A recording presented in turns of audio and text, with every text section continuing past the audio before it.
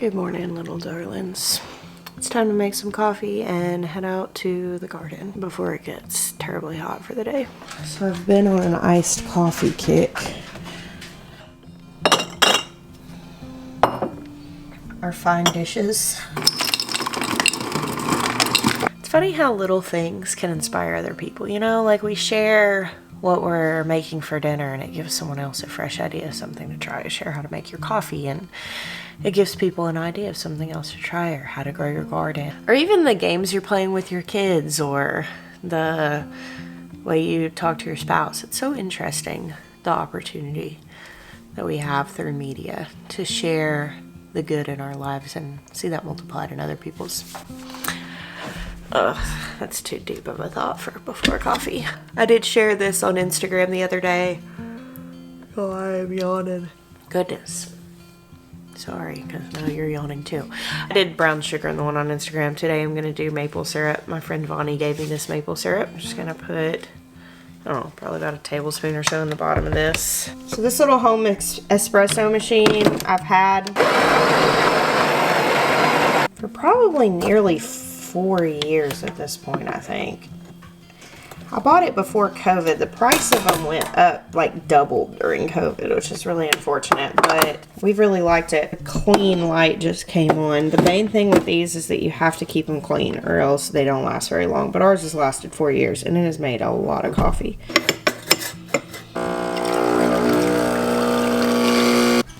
Oh, how fitting. Here's Noah. I'm making coffee. Noah? So, Noah Parker has been in videos. I know we talked about this on Wilder Still, but I don't know that we've talked about it in a video. Anyway, Noah Parker works for us. You've seen him in videos helping outside, but we actually hired him to roast our coffee.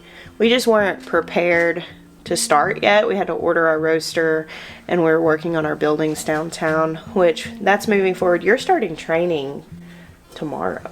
Mm-hmm. Yeah, tomorrow. Mm-hmm. Wow. So he's doing an online training and then he's flying to Chicago in like 2 weeks or less and spending a week learning to roast on the particular roaster that we got. Are you excited? I'm fired up. You're going to do such a good job. This man loves coffee. Yeah. And homesteading, turns out. So it really worked out well. I'm so glad to have you here with us. Thank you. So I have this already sweetened. Got my ice in my jar. Got my milk out of the fridge. Give it a shake because it still has cream in it. Alright.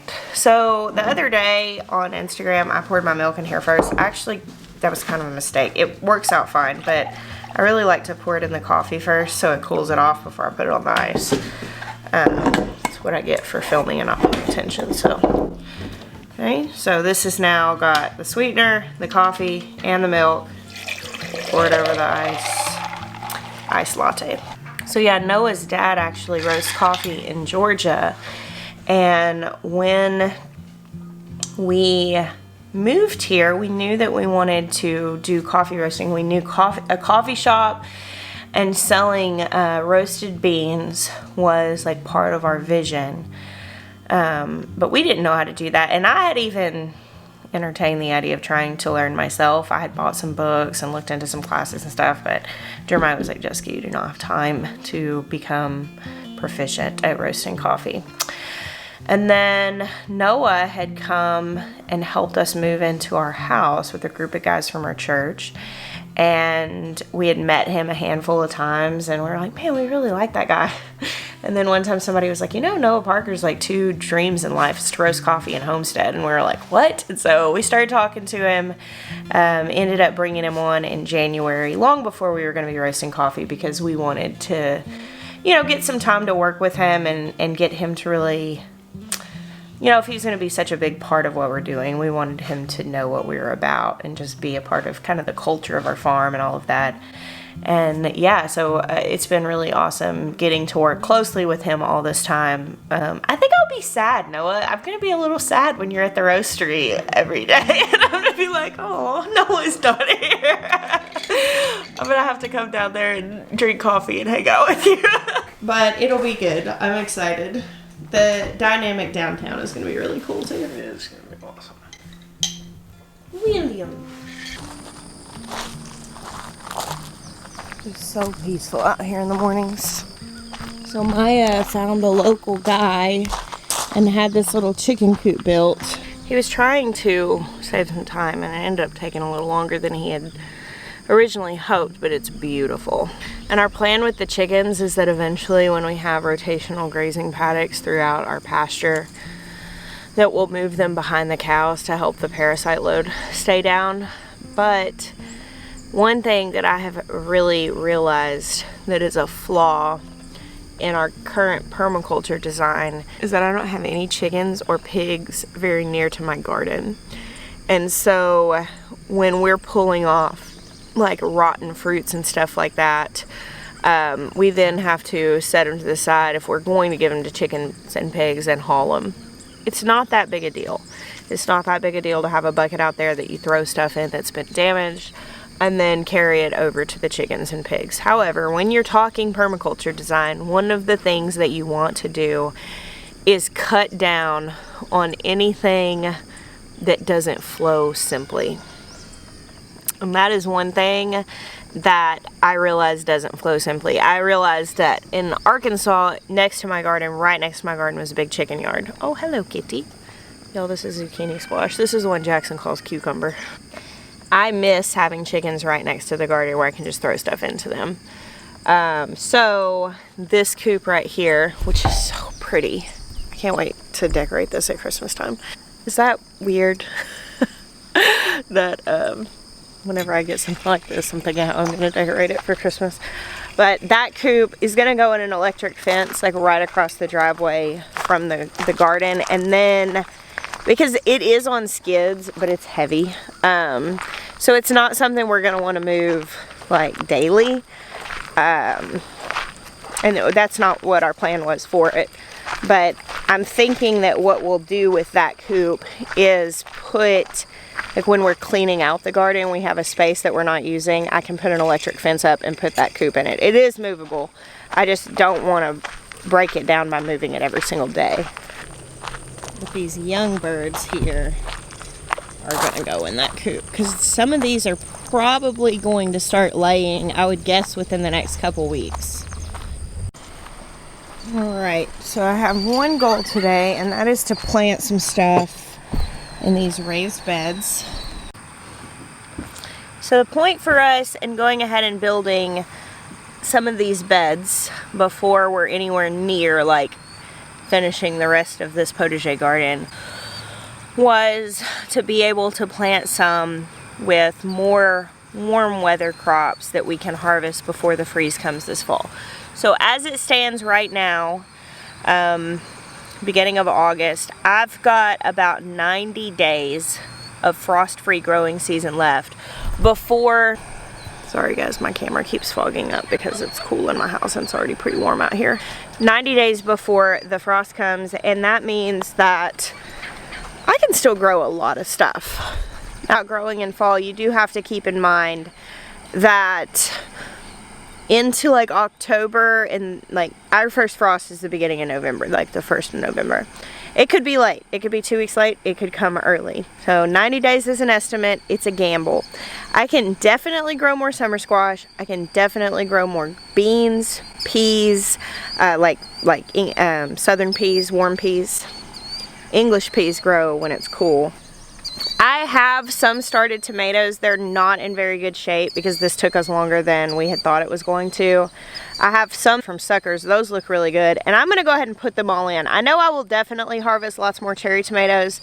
We'll see how many bigger tomatoes that I get off of that second wave. But the worst case scenario is it freezes early, they die, I don't get to harvest them. I can tear them out, and it won't be too late at that point to replant something like a leafy green or something in the same place that I'm tearing those out. Fall gardening is really dependent on the region that you live in, but a lot of people could grow more than they realize. Obviously, if you live in an extremely cold place where it is getting like sub-zero and I mean like really, really hard freezes, you're gonna need supplemental heat and protection in order to grow.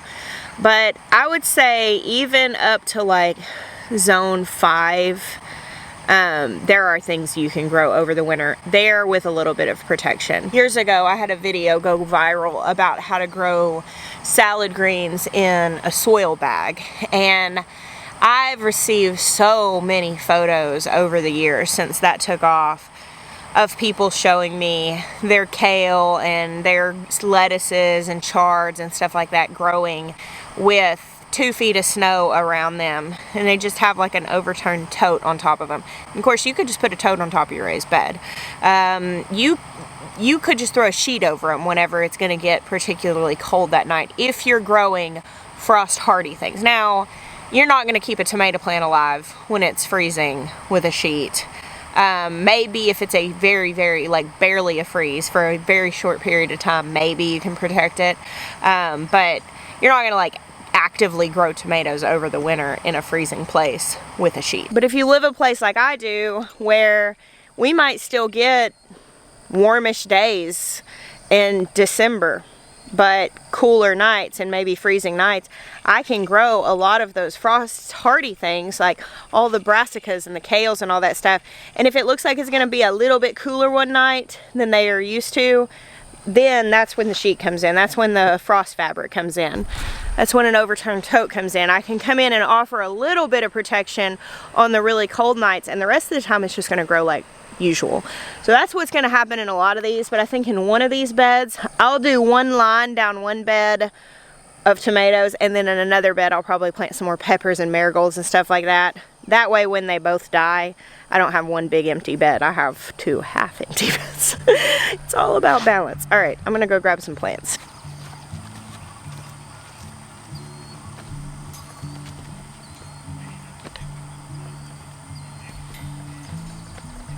Hey, alpaca ladies. Hey, Tori girl. I'm going through my tomato plants. They're looking pretty rough. I don't know how many of them would actually do very well. I have a couple really big ones that I'm gonna just really prune because they kind of sickly looking. And then these are the ones that we started from suckers. They look great. And then of a lot of the ones that I had, they look really bad. This is a little dwarf, and so I'm gonna put him somewhere else because it's not gonna need to be staked the same way. I think I'll put it down here with some peppers. So just a handful of plants, but that's okay. If that gives me a second little wave of tomatoes that I can eat them fresh until the frost comes, that'll make me really happy. Just for reference, what I'm gonna do, and this is gonna be different depending on where you are, our first frost is early November and our winters are pretty mild. I'm zone 8. So aside from planting these tomatoes now, I could also plant some cucumbers. I'm not going to. We have had a very, very prolific cucumber year. I've put up enough pickles easily for the next year, plus probably the year after. I've put up a lot of pickles. I definitely don't need as many as I have, and so I'm not going to give more space to cucumbers in the fall. However, if you had a hard time with cucumbers, if you didn't get them planted till late and they struggled with the heat, or if you struggled with pest pressure, planting another round of cucumbers and harvesting those through October can be a really good way to put up some cucumbers because you're not going to have the same pest pressure in the fall. Jackson is going to football practice. Summer squash, we already replanted more summer squash in the in-ground garden, so that's another thing that's really great. Green beans, I always succession sow more green beans, and usually I am out harvesting lots of green beans right before the frost comes. I remember one year going out and picking an entire 5-gallon bucket the day that I knew the frost was coming. At this point, most people are not going to have time for winter squash, because how long it takes to mature enough to pick and cure. I know I don't. Most people are not going to have time for any larger melons, but now's the time to start thinking about those things that can survive after the frost. Kale, cauliflower, broccoli, chard, lettuces, all the root vegetables like rutabagas and turnips and beets and carrots and radish and all of those different things, sweet peas. And then just if you want to go ahead and throw in some flowers that are going to last. Calendula is frost hardy. Chamomile is frost hardy.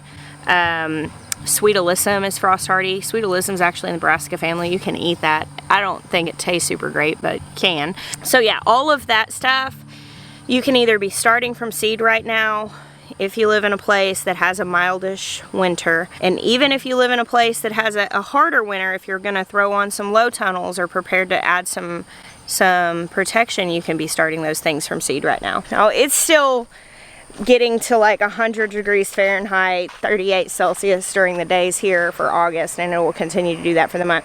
So I'm not direct sowing any of that stuff out here just yet. I'm starting seeds of those things that I will transplant out like the end of September when it's starting to cool off. And I will start direct sowing the roots in these beds on like September 1st, because they can germinate when it's warm, but if they try to grow when it's warm, they're just gonna go straight to seed. Looking through my plants, I found a couple other little puny tomato plants that I think will pull through, like this little German Johnson. Don't know if this will produce in time. And then this is a heat master, so it's supposed to set in the heat, and it's pretty damaged, but maybe it'll, I'll give it a shot. If I throw it in the trash, it'll definitely produce nothing. So if I put it in the ground, my chances are at least better than that. I got some flats and marigolds here.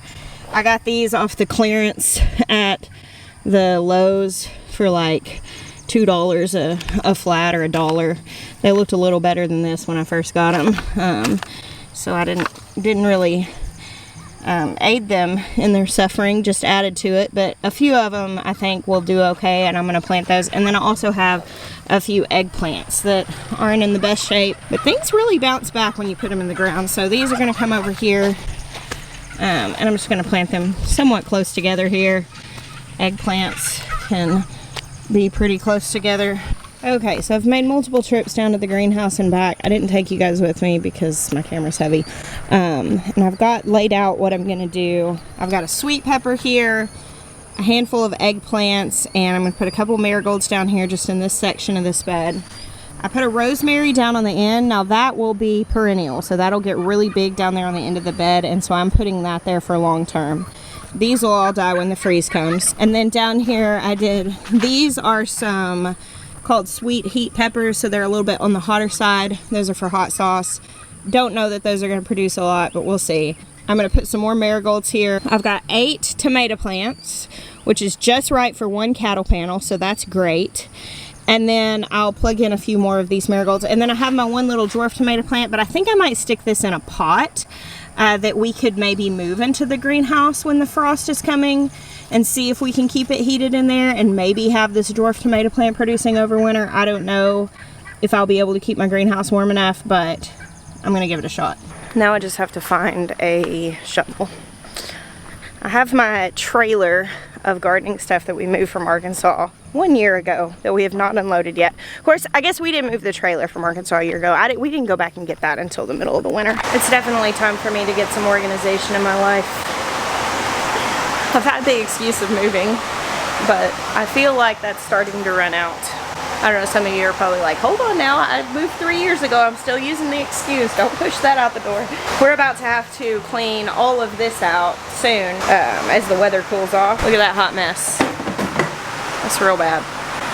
I'm thinking I need to clean out the garden trailer, move it over here so we can put this stuff in the garden trailer, build the shelves, and then reorganize the things in here that are going to come back in here. But you know, I have a lot less time than I have ideas. Anybody else have that problem? Aha, I see a shovel. I've got a carton of eggs in the house that are kind of old, and I'm going to go get those to plant under the tomatoes. But I am going to go ahead and put these things in the ground.